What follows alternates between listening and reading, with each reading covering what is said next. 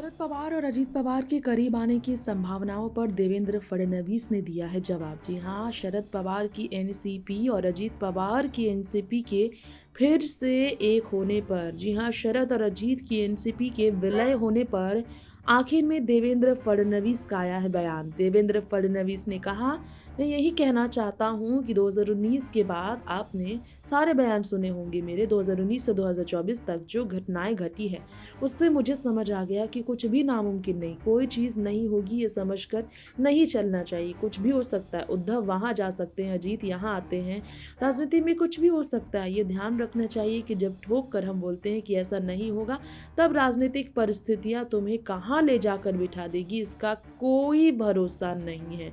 फडणवीस ने नागपुर में वरिष्ठ आरएसएस नेता विलास फडणवीस की स्मृति में आयोजित पुरस्कार समारोह में शामिल होकर इस तरह का बयान दिया। इसके अलावा उन्होंने शरद पवार को लेकर ये भी कहा है कि शरद पवार चाणक्य हैं। उन्होंने महसूस किया होगा लोकसभा में महाविकास अघाड़ी द्वारा प्रचारित किया गया फेक नैरेटिव विधानसभा चुनाव में कैसे पंचर हो गया। तो शरद के ध्यान में आया होगा यह शक्ति यानी कि राष्ट्रीय स्वयंसेवक संघ नियमित राजनीति करने वाली नहीं है, राष्ट्र निर्माण करने वाली शक्ति है।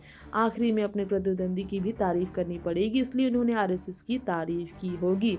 यानी कि यहाँ पर शरद वाकई में आरएसएस और मोहन भागवत के जो मुरुद हुए हैं, इस पर फडणवीस ने असली वजह बता दी है।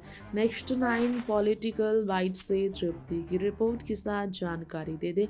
पिछले महाराष्ट्र विधानसभा चुनाव में बहुत करारी हार महाविकास अघाड़ी की हुई, जिसके बाद शरद और अजीत के बीच की नज़दीकियां बढ़ने की अक्सर ही संभावनाएं बनी हुई नजर आती रही हैं।